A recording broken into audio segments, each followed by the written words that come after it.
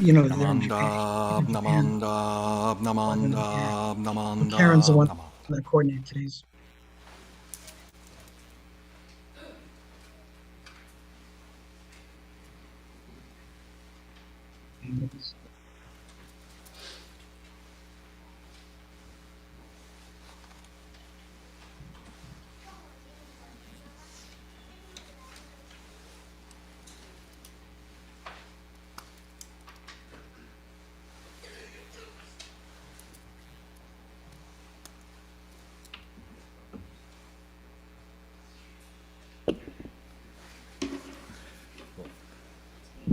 Hello.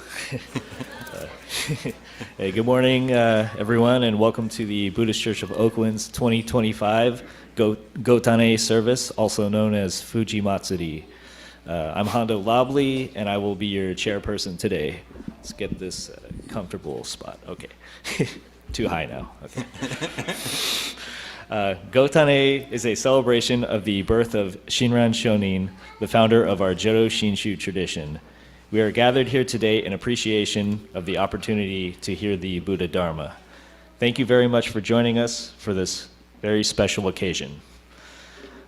We will begin our Gotan-e service with aspiration and sutra chanting led by Reverend Bridge.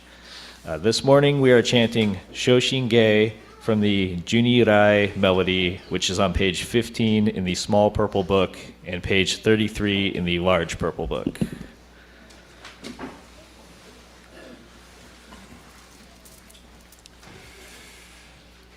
Namandab, namandab, namandab, namandab.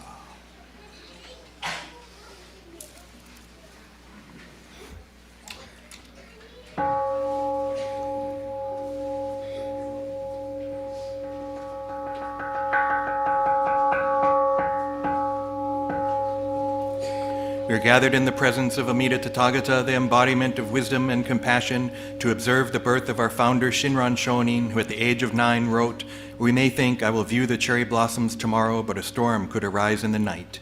We acknowledge our gratitude to Shinran Shonin for clarifying and transmitting the Nembutsu Dharma with the wish for peace in the world and happiness for all beings.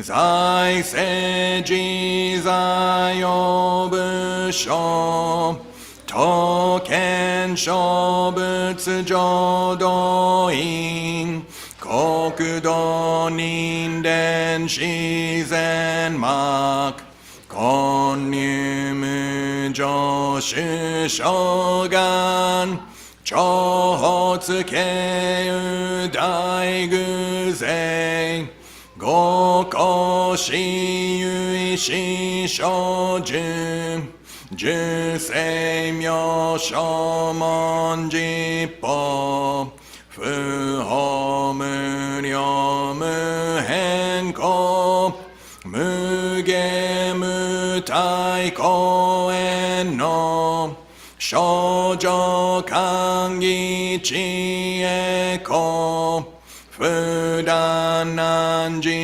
mushoko Chonichi gakko shojin setsu Isai gunjo mukosho Hongam yogo shoujo go Shishin shingyo ganin Joto gakusho dainehan Hishimetsu do ganjoju Yonai shoi koshuse Yui setsu mida hongan kai Gojoku akuji gunjo kai お信如来如実言の発一年気愛心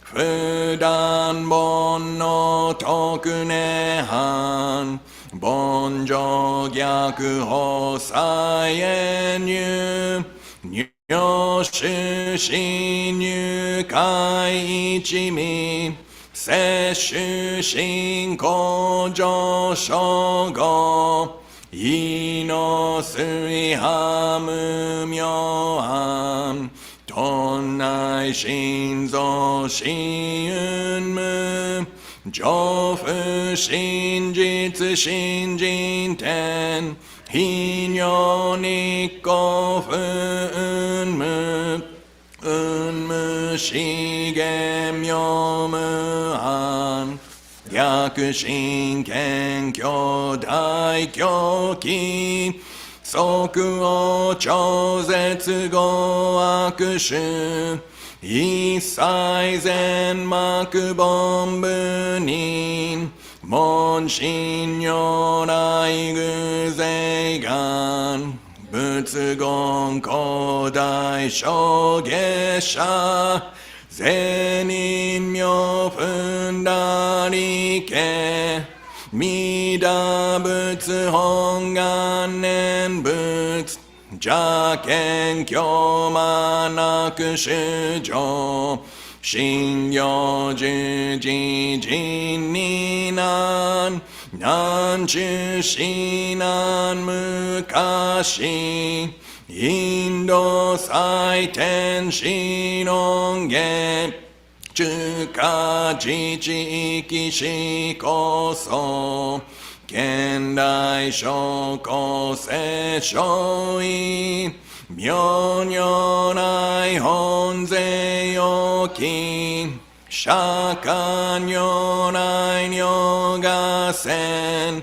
一種五妙難天竺龍樹大寺主等世質の財波有無権先絶大乗無情報諸寛義事諸安楽賢治難行六六信行異行指導楽億年弥陀仏本願次年即時入筆上唯意の上昇如来語お法大悲偶税四天神菩薩増論説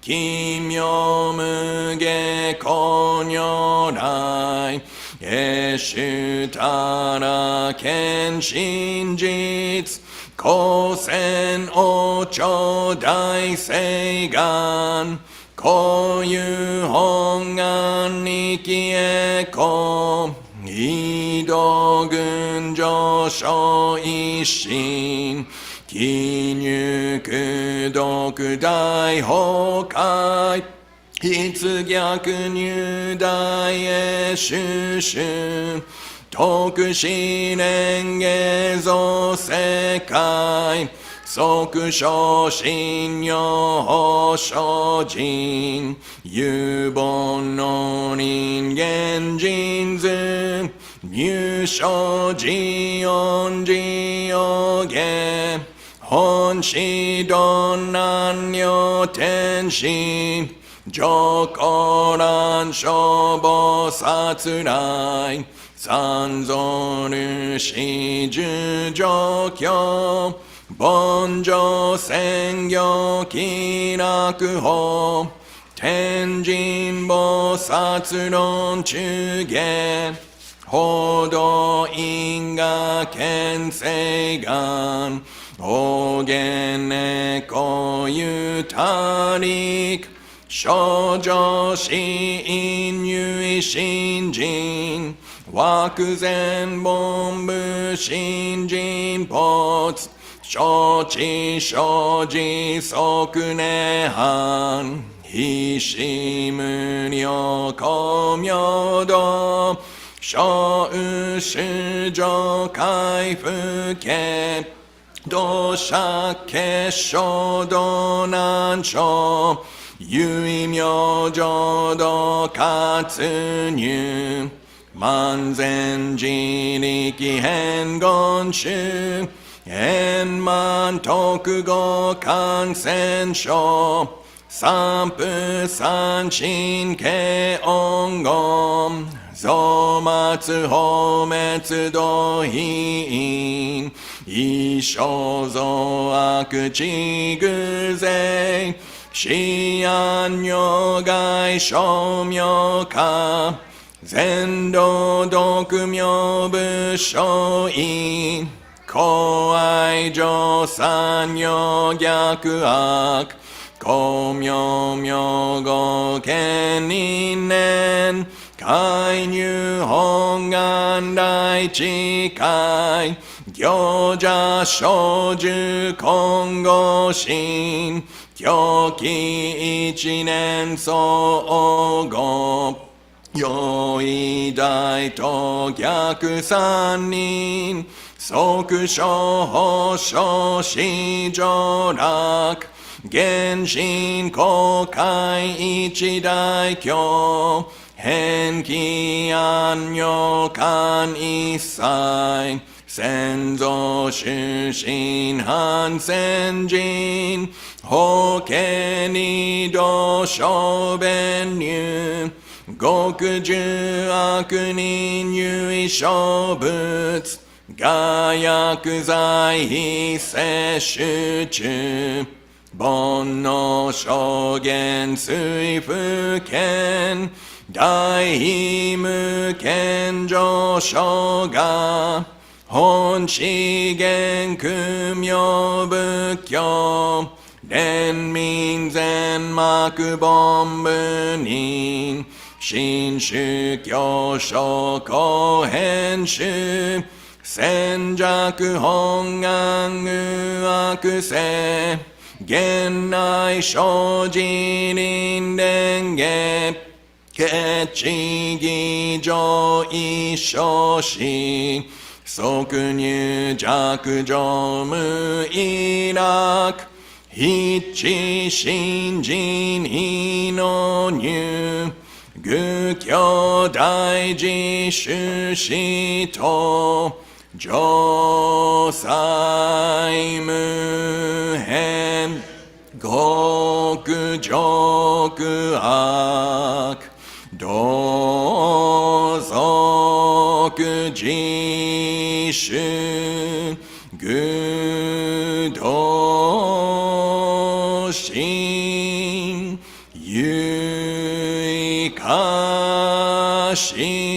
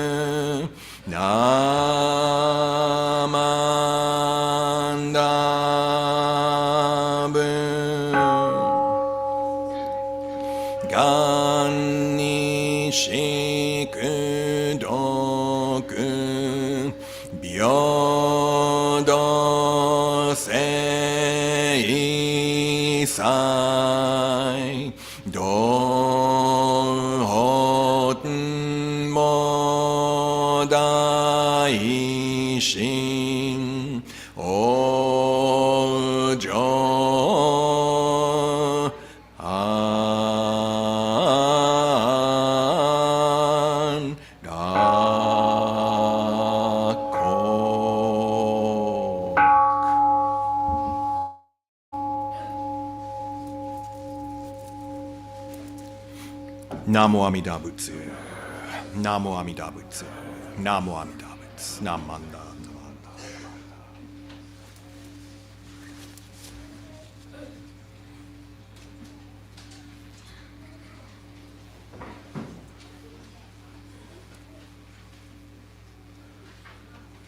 Okay, next let's sing Shinran Sama.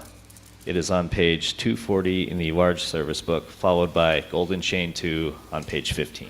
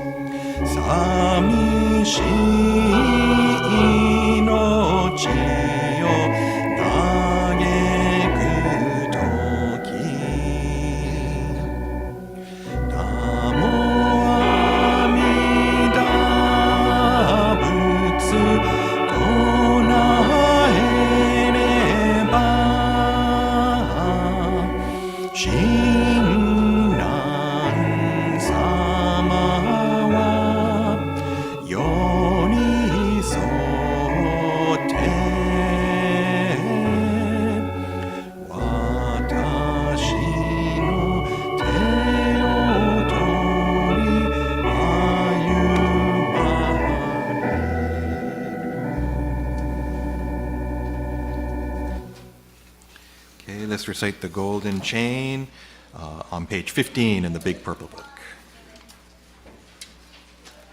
Golden Chain 2. Golden Chain 2.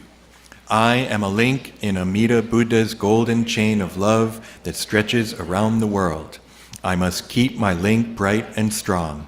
I will try to be kind and gentle to every living thing and protect all who are weaker than myself. I will try to think pure and beautiful thoughts, to say pure and beautiful words, and to do pure and beautiful deeds, knowing that on what I do now depends not only my happiness or unhappiness, but also that of others. May every link in Amida's golden chain of love become bright and strong, and may we all attain perfect peace. Namo Amida Butsu. Namo Amida Butsu. Namo Amida Butsu. Namanda. Namanda.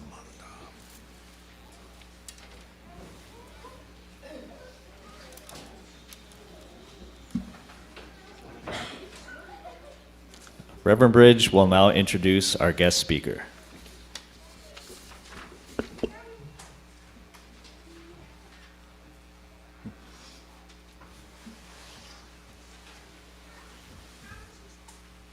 Good morning, everyone. Nice to see you all. Thank you so much. It's been a really nice service so far. I loved hearing everyone chant Shoshinge, which is Shinran Shonin's encapsulation of Jodo Shinshu. But right now, I want to introduce our guest speaker. Oh, she's there already. It's Mushim Ikeda.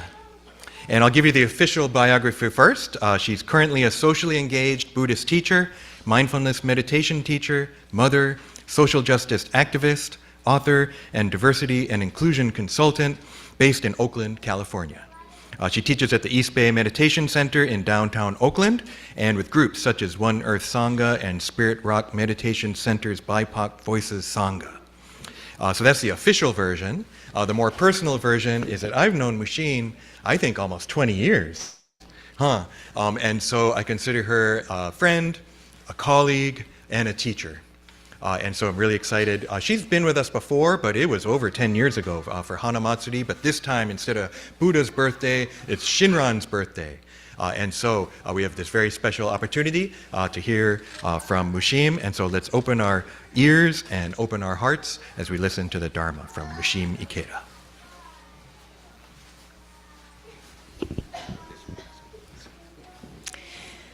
Thank you so much, Reverend Harry. Thank you for inviting me. I'm really happy to be here. And happy birthday. Happy birthday. So I'm happy to be a guest in your temple community here today. Your temple community. And I'm using the word community because that's the theme of my Dharma talk. So I'd like to ask you to just think for yourself, what does being in community mean to you, and what does it feel like? You may be I'm part of many communities. Some are large, some are small. So for me, when I'm in a friendly community, I feel safe and I feel happy. Now everyone's different. So you may feel different, and I'd like to ask you just to think about how you feel when you're in a community that's not only friendly, but that is wise. I'm a writer, and I also like to be by myself. So I can think my own thoughts, and sometimes I watch videos on my computer and I listen to music. And after that, I like being with my friends and in community again. So the point I'm making is that we can also be a community to ourselves. And I hope that we are. I hope that we all learn to be a good friend to ourselves. Because sometimes we want to be alone, and sometimes we don't. We're in a position and we kind of find ourselves alone, and we think, oh my gosh, what am I going to do? And in that case, if we have formed a good friendship with ourselves, we turn inward and we find the Sangha within ourselves. So this, we just chanted the Golden Chain, 2, I guess there's a 1, I don't know, but this was 2. The Golden Chain 2, and I was so happy Reverend Harry sent it to me in advance because I haven't done that in community, I don't know for how many years. And my original is, interestingly enough, my original Buddhist teacher, a Korean Zen Buddhist monk who came to the North America from Korea during the, I don't know, 1960s, around 1970 maybe. And then from there went up and lived in Toronto, Canada, established a temple there. And I was part of the first daughter temple that we began to establish in Ann Arbor, Michigan in the early 1980s. So interestingly enough, Koreans have a lot of great Buddhist chanting, and my original teacher, Zen Master Samu Thinim, included the golden chain in our temple's Sunday service, which was open to the public in Michigan a very long time ago. So before I even know that Shin Buddhism existed, we were already, because of the teacher, chanting the golden chain. And we didn't have a lot of kids coming at the beginning. So it wasn't intended for children, it was intended for everyone.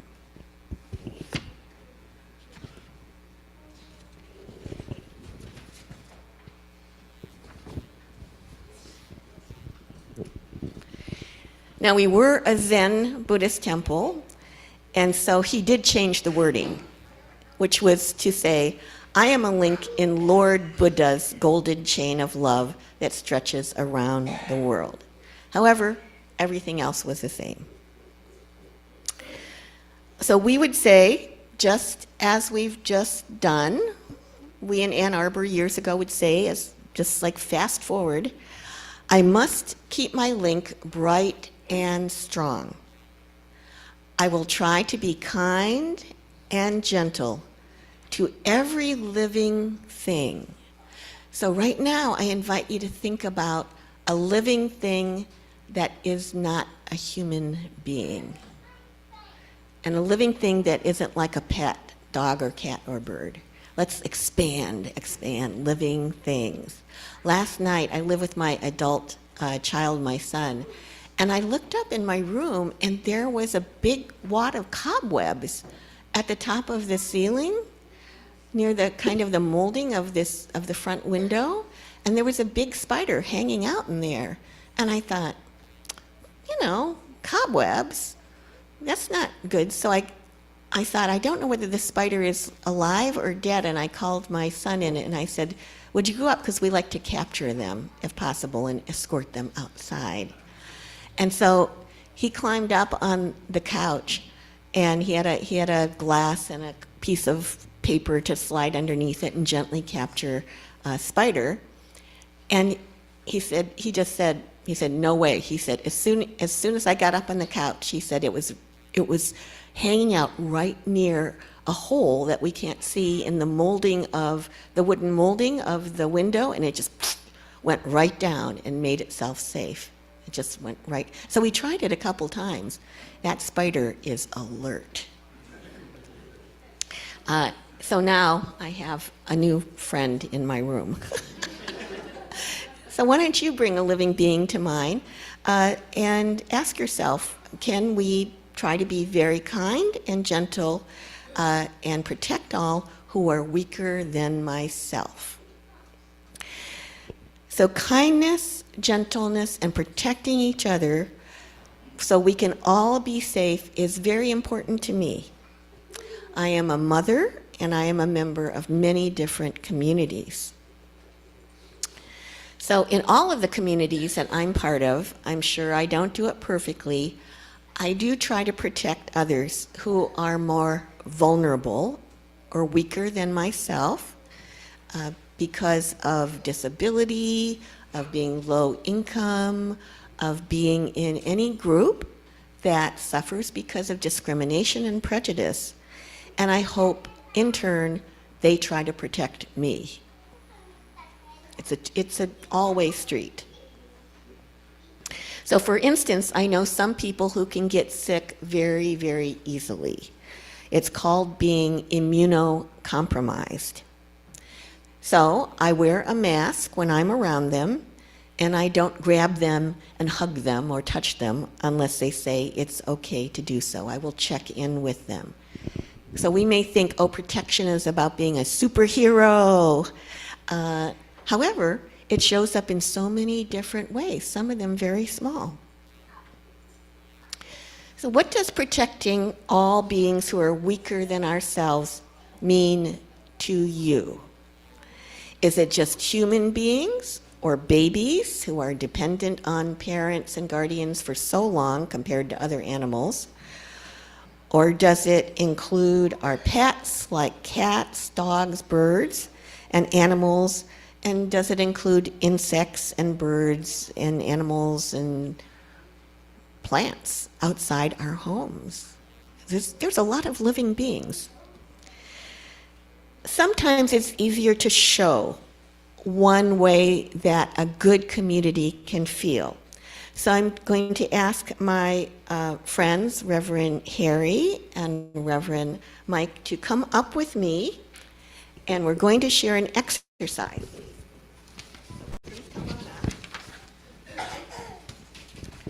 This is an exercise that my spiritual brother, Master John Ellis, who teaches martial arts to children and adults in Oakland at the Ananda Martial Arts and Fitness Academy, and I've been a friend to them, and he calls me in to teach, showed me. It's part of a group of exercises called animal exercises. Some of you may study martial arts, and you know that some martial arts movements are called like white crane or tiger. They actually come from people in Asia many years ago observing animal movements. So Master Ellis has made a group of fun animal exercises that do have a point in them for children called animal exercises. So this one is called yak circle. How many of you know what a yak is? Put up your hand. Okay, pretty good. So I looked it up just to make sure. A yak is like a buffalo. It's called like a kind of a long-haired bison. It's got shaggy hair. I believe they live in Tibet and Mongolia, around there. So those are very Buddhist countries. And so apparently, yaks are very strong, and they've got big horns. They've got big horns that can poke you. So they can defend themselves when needed. Otherwise, they're peacefully grazing along. So apparently, if there's a herd of yaks and they feel that there may be a threat from a wolf or something like that, what they do is they cluster together tightly in a circle, the adults who are very able-bodied facing outward. So we don't have enough room up here to show it, but you can imagine it. So what we're going to do is I'm going to link my arm, maybe, with Reverend Harry. Oh, this is in the way. Yeah. Okay, we're just going to pretend. Oh, that's good. That works. Okay, see? We're going to adapt. And then our other yak is here. All right. And we're going to just get close together so no danger can get between us. And we're going to imagine that we're keeping our babies and maybe our older yaks who might not be so mobile or sprightly in back of us. And then we have other yaks. So imagine that we're a circle. So we're going to really be strong. We're not going to let any danger come through. Someone's getting into it here. See? And so you can imagine, can we see through the back of our head? No, we can't. So how could we see danger coming? Well, if we're in a circle, the yaks that form the circle are all looking straight ahead. And guess what? As a community of yaks, we have 360 degree, we have full circle vision. We see in every direction. We could look up, we could look down, we could look around, and all of our yaks, so to speak, have our back. So little kids can do this. You can try it, or in a family at home. Make yourselves a circle. You can do it even with 3 people, 4, 5. You could even do it with 2. That would be a little limiting. But just like imagine the feeling. Does it feel safe? Does it feel strong? And you'll also notice that this will increase our friendship. So thank you very much. Thank you, yaks. Honorary yaks.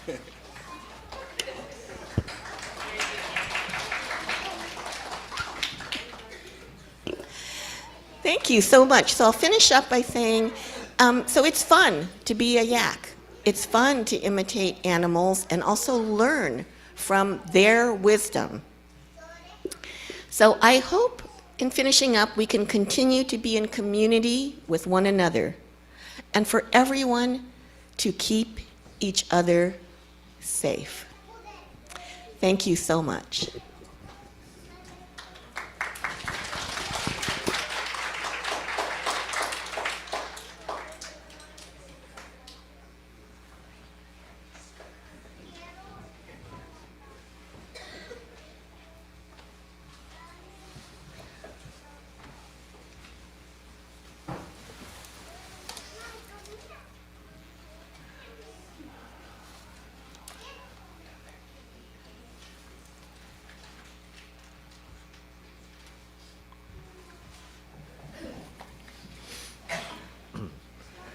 Thank you, Mushim, for your Dharma message. Are there any first-time visitors out here today?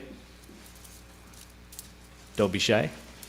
If you want to stand and maybe introduce yourself. You don't have to. I totally get it. Oh, okay. Thanks for dropping by. We're honored to have you. Welcome. And welcome. How about let's give them a round of applause for coming in. How about that? All right. Thank you so much. Okay, so please rise for Gatha, Farewell, on page 45 in the small service book.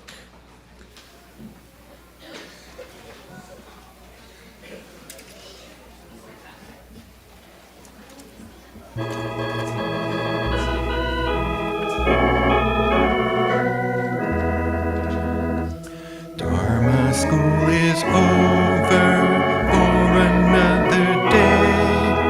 Let us gather round the shrine, bow our heads and say, thank you, teacher, for your help. Thank you, everyone. Buddha's love will keep us safe till our work is done. So we'll meet again next week. Won't you take good care? Let us try to do what's right, always kind and fair. We shall spread the happiness faith in Buddha brings. Now it's time to say goodbye till we meet again. Namu Amida Butsu, sing this fine refrain. Namu Amida Butsu, sunny day or rain. Namu Amida Butsu, strong in faith remain. Namu Amida Butsu, till we meet again. Namu Amida Butsu. Namu Amida Butsu. Namu Amida Butsu. Namanda.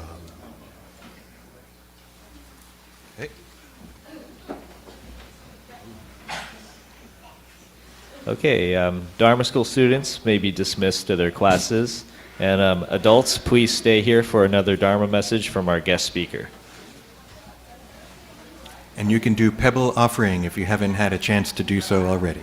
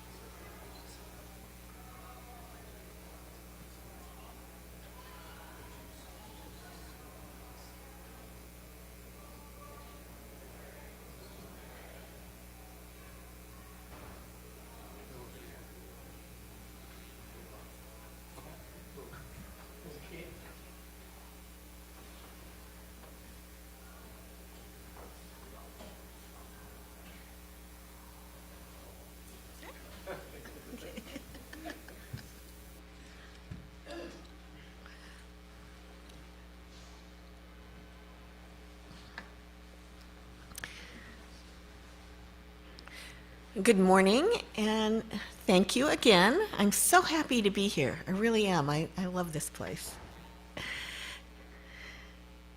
A little bit of a story. In January, we're going to go in our time machine back to 1985. In January of 1985, I first encountered the Buddhist Churches of America while I was on a pilgrimage to North American Buddhist communities with my original Buddhist teacher, Korean Zen monk Samu Sinim. He passed away a few years ago, and one of his senior students, a Canadian named Sujata. I was 31 years old, knew nothing about different forms of Buddhism, and had been living as a renunciate. Our teacher said, "You're not quite monastics and you're not quite lay people, so I will call you lay monastics." That having been the case, we were living in the temple under a complete vow of poverty in our Zen Buddhist temple in Ann Arbor, Michigan, where I lived for 2 years. We had no money, and we were just starting up by renovating an old 2-story house in which the only heat, so this is Michigan, remember, was a wood stove we installed in the dining room. And we ate 2 vegan meals a day. We didn't call ourselves vegan, we just didn't eat animal products, which actually saved a lot of money. Our lives consisted of long hours of Zen meditation, so seated on mats and cushions on the floor in the Buddha hall in silence, meditating. So our life consisted of long hours of regular meditation, then construction work on the temple, and of course serving our Sangha, the temple members who lived outside of the temple and came some with children. For those of us who lived in the temple as renunciates, we did have a couple of families, and families with young children lived in the unheated basement. And one day we heard from a nearby pizza restaurant an observation/warning that some of our younger kids had been taking thrown out pizzas from their garbage dumpster. So this was before the internet. On this pilgrimage, we were driving, so this was Samu Sinim, Sujata, and myself. We were driving a borrowed Volkswagen Bug, you know, those tiny little cars, really small, that we had borrowed in Mexico, where we'd gone down for a retreat, and which also had no heat. There's a certain theme here. And once again, it was January of '85, and as was typical of our group, we had only enough money for gasoline and a few packages of ramen. And we would call these Buddhist temples. At that point, we used the yellow pages. There was no internet or smartphones. And then we would drop in, or sometimes people would answer the phone and say, "Sure, come on over." In general, Buddhists are very hospitable and friendly, and they were also eager to show us what they had put so much hard work into building.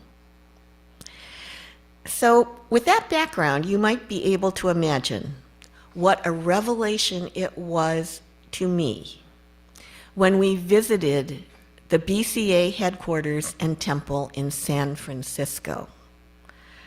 I mean, it was so big, and there were so many branches, and as I recall, there was a newspaper, and it was amazing. The infrastructure was just amazing. The people were so friendly. And I remember there was a very kind person there who said, "Well, let us give you a tour," which included the Dharma classrooms for little children. And I had never seen anything like that in my life. I grew up in Ohio.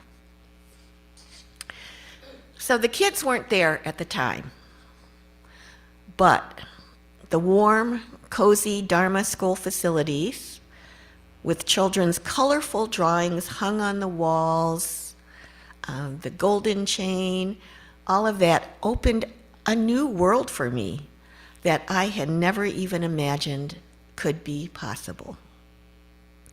And that was a Buddhist community and set of facilities that was open and welcoming and accessible to everyone, people of all ages, of all abilities, including our precious children. I distinctly remember thinking, this is a place where the Dharma is for everyone. And children are safe, welcomed, and happy.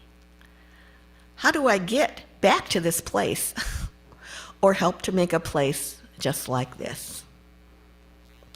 Well, a mere 40 years later, here I am.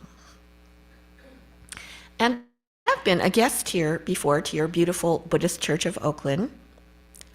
I'm also co-founder and core teacher, one of 7 of East Bay Meditation Center in downtown Oakland, which has a diversity and justice-centered mission and a family and children's program. It was, of course, on hiatus during the global pandemic, and now that things are opening up and it's becoming safer, the kids and families are coming back.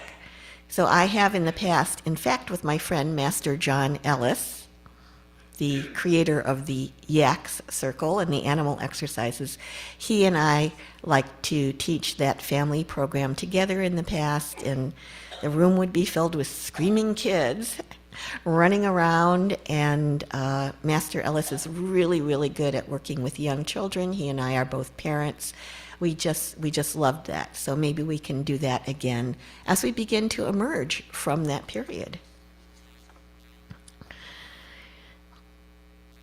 So this experience I'm sharing with you, the visit to the BCA in San Francisco in 1985, helping to create the East Bay Meditation Center, which has now been open for a little over 18 years, has proven to my satisfaction that a better world is possible, and that together as communities we can engage in what is called, so this is a social justice movement term, we can together engage in what is called prefigurative activism.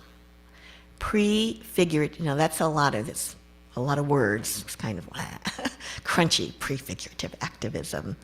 Activism simply means we do things, we take actions together, and those actions together, when we do them together on a broad scale, are called movements, such as the civil rights movement in the United States. We take actions, and then we move together, and we create together, we create movements. Prefigurative means that it's about visualizing something in advance.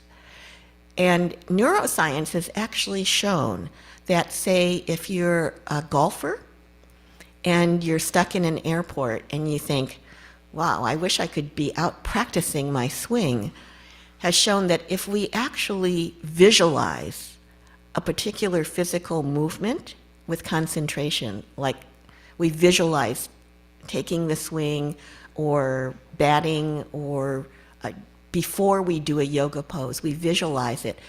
Parts of our brain light up that light up when we do the actual movement. So we get benefit from it.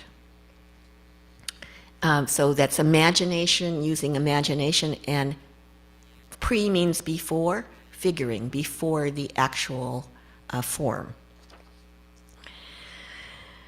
Prefigurative activism means that on a smaller scale, even a tiny scale for a few hours, we get together and create a mini version of the world in which we want to live.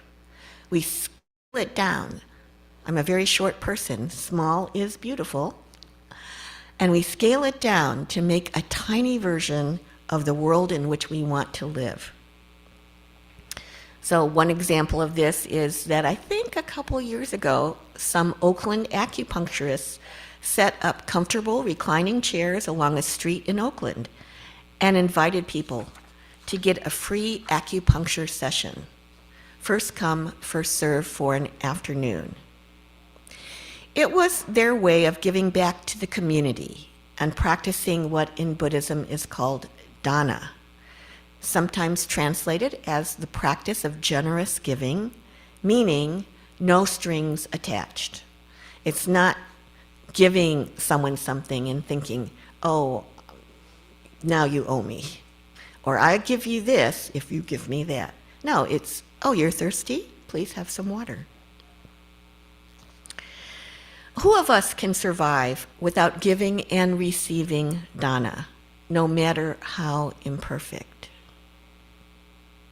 So just take a moment, if you like, and think, what's something that your community, your parents, your friends, your family, your animal companion has given you that your life would be not so good without? I mean, I immediately think of hundreds and thousands of things.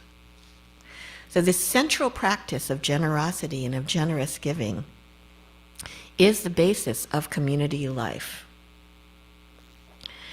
I like to start the Dharma classes I teach with East Bay Meditation Center, sometimes with YouTube song videos, now that we have the equipment. And lately, I've been listening to different versions of the old, this is 1972, Bill Withers song, Lean on Me. There are a lot of great versions online. So one verse of this song says, lean on me when you're not strong, and I'll be your friend. I'll help you carry on. For it won't be long till I'm gonna need somebody to lean on. So do you see that full circle there? Another verse says this, if there is a load you have to bear that you can't carry. I'm 71, so there's a lot of things that I can't carry anymore. It says, if there is a load you have to bear that you can't carry, hey, I'm right up the road. I'll share your load if you just call me. Call me. Something that can be interesting is that sometimes when we feel that we can't carry the weight of our losses, so it's not always physical weight, right? It can feel we're so burdened down by loss and our fears, our grief, our pain.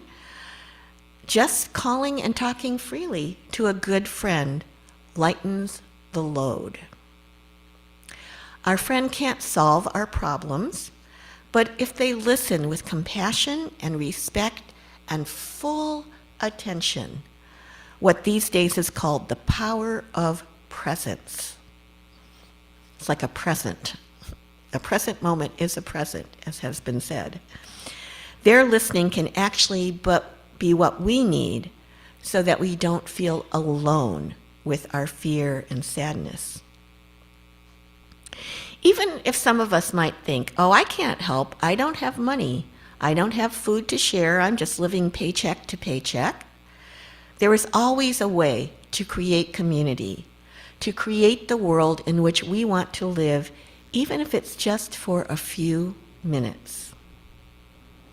So Reverend Harry told me that for Mother's Day, a few days ago, he gave a talk on the 4 immeasurables, what are also called the Brahma Viharas, or divine abodes: loving kindness, metta, compassion, karuna, empathetic joy, mudita, and equanimity, upekkha.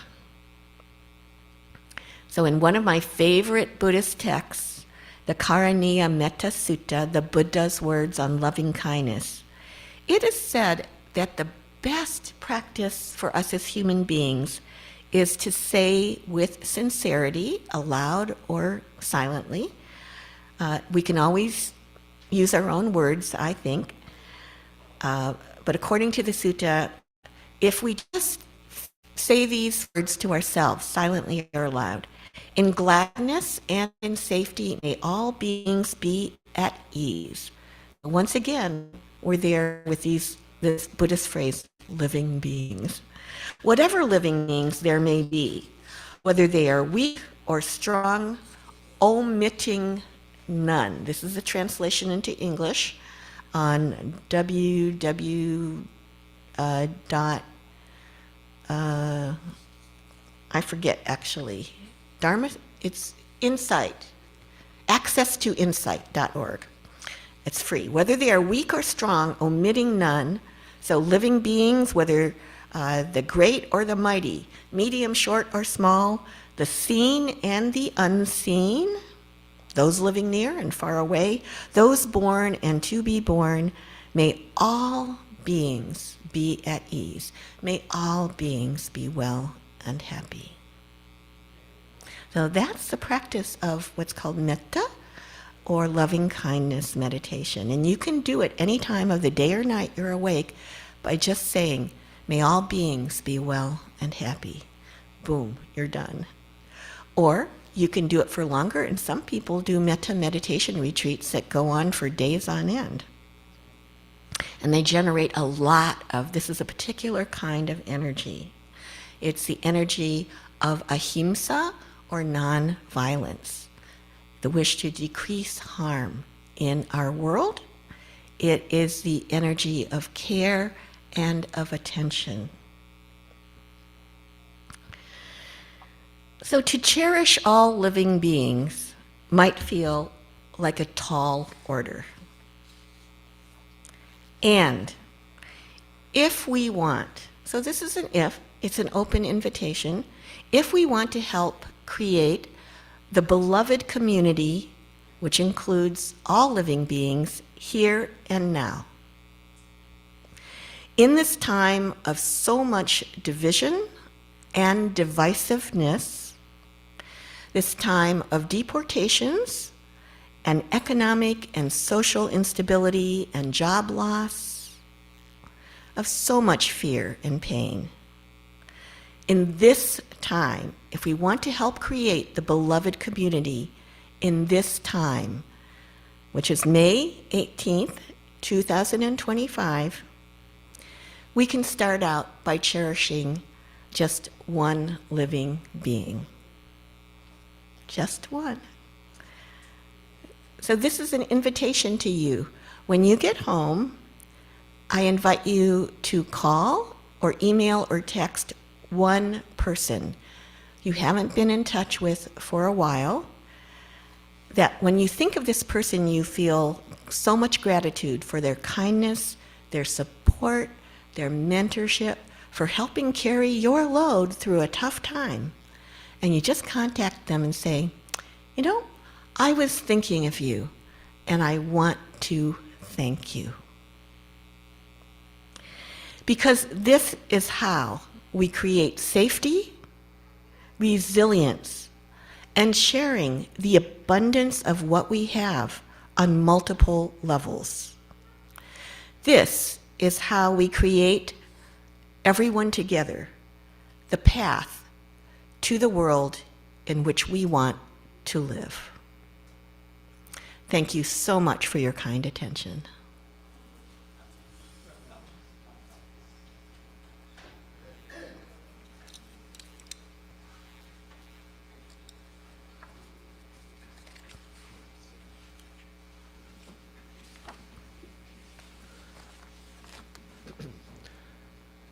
Thank you so much, Mushim, for your wonderful, powerful, and so inspiring Dharma talk.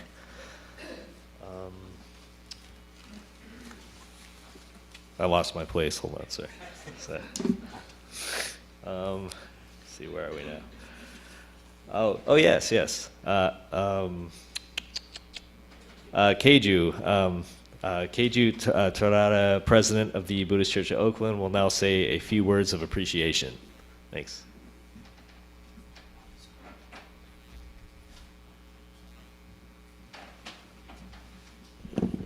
Thank you, Hondo. Good morning, everyone. On behalf of the Buddhist Church of Oakland, I'd like to express our deepest thanks to the following people. For Reverend Harry Bridge for being the officiant of today's service, to Reverend Michael Endo as the co-officiant, and our guest speaker, thank you for your 2 Dharma talks today, to Mushim Ikeda, to Steve Terasaki for being our playing the organ and being giving the musical accompaniment, to Hondo Labli for chairing today's service. We also have the Zoom crew downstairs of Norm Yoshida, John Takagaki, and Ron Nomura for putting this on YouTube, and I believe it's on Zoom as well. The host group, headed by Donald Endo for the refreshments. And after this service, please come downstairs. There is otoki, or a luncheon, being served today by the host group. So thank you everybody for attending today's service.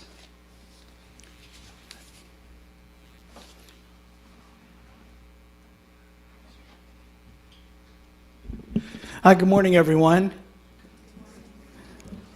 Welcome to the Buddhist Church of Oakland. My name is Robert. Nice to have you all here today, and the Dharma School students as well. I just have a few announcements. Our next service will be on Sunday. There won't be any formal service other than Memorial Day next Sunday at 4 p.m. But our next regular service will be on Sunday, June 1st at 10 a.m. with the Dharma School graduation and infant presentation services. And we'll also have an otoki lunch after that too. The Shotsuki service, the memorial service for the month of June, will be the following Sunday, June 8th at 10 a.m. And then we'll have a study class the week after the bazaar at 1 p.m., our introduction to Buddhism class.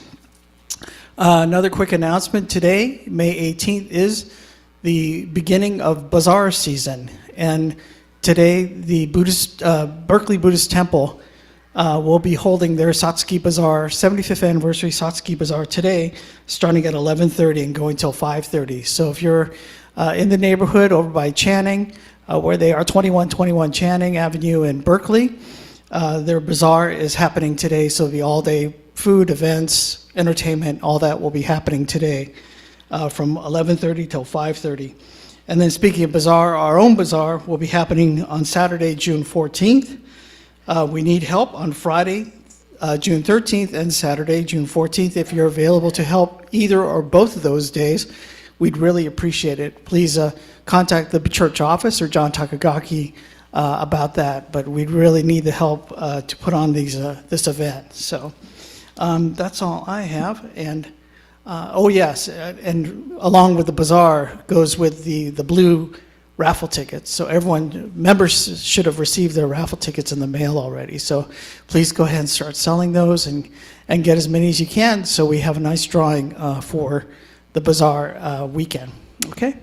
That's all I have. And please, thank you very much. And please stay for lunch. I was just downstairs. The food has arrived and they're ready to serve. So please promptly go down. There's a lot of people, including the Dharma School students.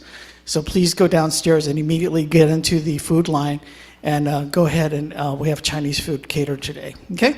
Thank you very much. Thank you, Robert. I'm Steve Terasaki, and I'm also the president of BCA. So it was wonderful to hear your statements about the BCA, and I thank you to having you have that wonderful experience at BC Buddhist Church of San Francisco. And we still have our monthly newspaper, and so I wanted to make sure that you all receive that. And in the May issue, I've asked for all of you to fill out a survey. So if you haven't received your May Wheel of Dharma, there should be copies downstairs. And there's a QR code, and I'm trying to gather information about what makes you come to a BCA temple. So if you could do that, that would be wonderful. So please take the opportunity to find a Wheel of Dharma. If you can't, I think I can get you the QR code so you can fill it out. It takes all about 2 minutes to fill out. So the more data we have, the more we can use this information to help think about how we can make our BCA temples even more vibrant and engaging. So thank you so much.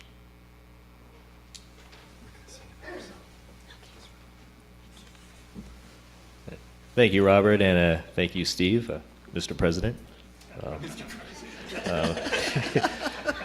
So this concludes our Gotan-e Fuji Matsuri service. Everyone is invited to do the pebble offering if you haven't already.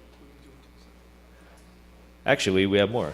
I'm hungry. I think I'm like thinking about food. Okay, so yeah, we're going to please rise for Ondokusan II, which is on page 220 in the large service book. Thank you.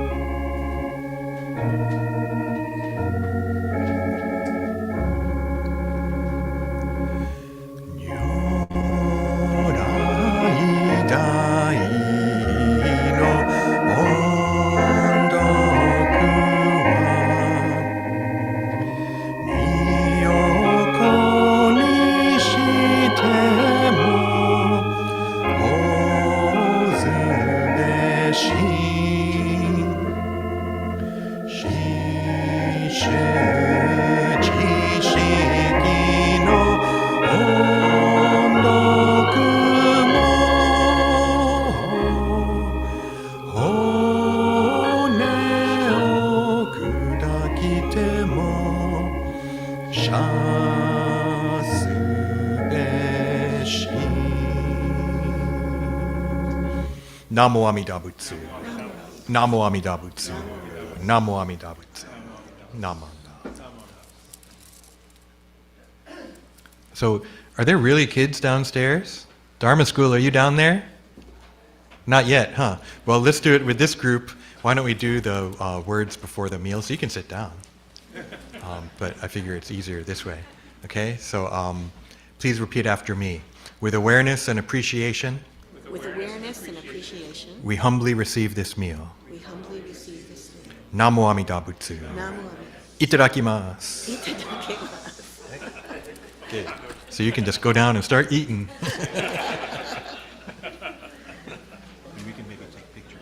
All right. Thank you, everyone. Yes, this concludes our service for today. And I guess I already said it, so thank you, everyone.